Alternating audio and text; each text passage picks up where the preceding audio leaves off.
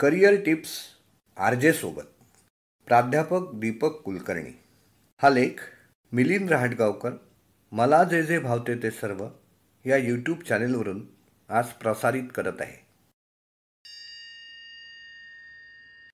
Morning walk आटोपून मी 8:30 वाजता घरात परत आलो.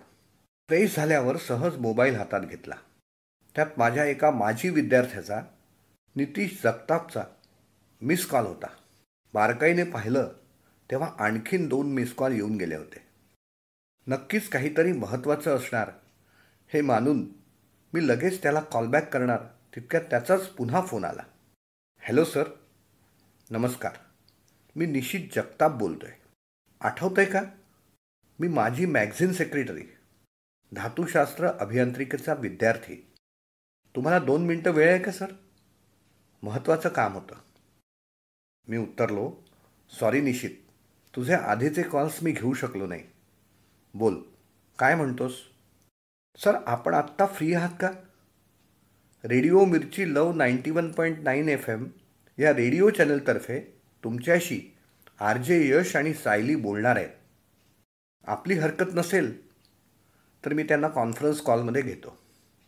माझी कुठलीही तयारी नसताना अचानक निशितनं असा फोन केला. नेमकं कशासाठी हे फारसं कळलं नाही, पण विद्यार्थ्यांसाठी आपण कायम सादर असावं ही माझी प्रवृत्ती. मी लगेचच हो म्हणालो. कुठलं काम आहे? माझा प्रश्न. सर, आजपासून 12वीची लेखी परीक्षा सुरू होते आहे. परीक्षेचं विद्यार्थ्यांना मानसिक दडपण असतंच. त्याचबद्दल आर.जे. यश आणि सायली हे दोघं तुमच्याशी वार्तालाप करणार आहेत. खरं तर नुकताच याच विषयावरचा ऑल द बेस्ट हा 10वी आणि 12वीच्या विद्यार्थ्यांसाठी परीक्षेच्या शुभेच्छा देणारा व त्याबद्दलच्या मार्गदर्शक सूचनाही देणारा माझा लेख स्थानिक तरुण भारतच्या आसमंत पुरवणीत प्रसिद्ध झाला होता. त्याला प्रतिसादही चांगला मिळाला होता. त्यामुळे माझ्या मनात ते विचार तसे ताजे होते आणि त्याचवेळी हा निशितचा फोन आलेला होता. दरम्यान निशितनं आर.जे. यशला कॉन्फरन्स कॉलमध्ये घेतलं आणि आमचा संवाद सुरू झाला. नंतर कळलं की हे संभाषण लगेचच रेडिओ चॅनेलद्वारे लाईव्ह प्रसारित होत आहे. आर.जे. यशनं मला संपूर्ण पार्श्वभूमी सांगितली आणि 2-3 मिनिटातच तुम्हाला रेडिओ चॅनेलवर लाईव्ह घेत आहोत अशी सूचना केली. रेडिओ चॅनेलवर सुरुवातीला नमस्कार आणि प्रास्ताविक झालं आणि पहिलाच प्रश्न यशनं विचारला. सर, 12वीच्या विद्यार्थ्यांना परीक्षा केंद्रात पोहोचल्यावर परीक्षेच्या वेळी अभ्यास केलेलं काहीच आठवलं नाही किंवा खूप स्ट्रेस येत असेल तर त्यांनी नेमकं काय करावं? मी माझ्या परीनं लगेचच उत्तर दिलं. मन शांत ठेवून आपण केलेला अभ्यास आठवायचा आणि कुठेही गोंधळून न जाता एक एक प्रश्न सोडवायला सुरुवात करायची. प्रश्नपत्रिकेतील आपल्याला जवळचे आणि व्यवस्थित उत्तर लिहिता येणारे प्रश्न आधी सोडवायचे.